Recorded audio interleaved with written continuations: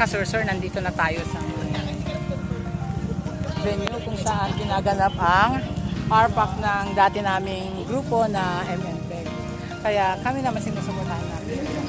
So, good morning. Nakita kita sa baklotan ng sinigawan kita. Oo, ko na rin.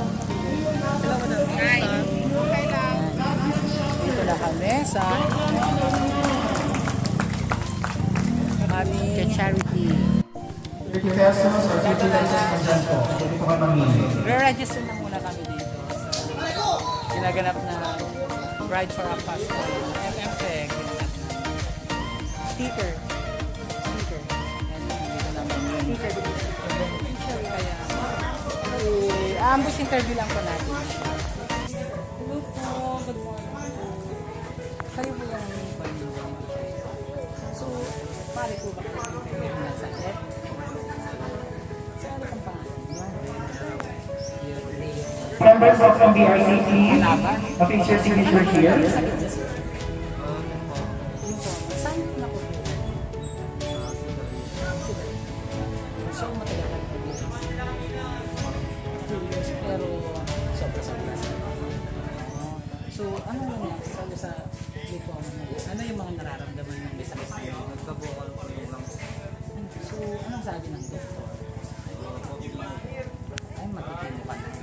So, matitino na lang siya mga kasursor. Ang nasasabi ko na lang sa is para ma-operahan ka pa. Na-operahan. Pero success naman. So, maganda naman kung gano'n. Thank you sa pagpapaulat sa akin. Yan, na-interview ko na po ang ating beneficiary.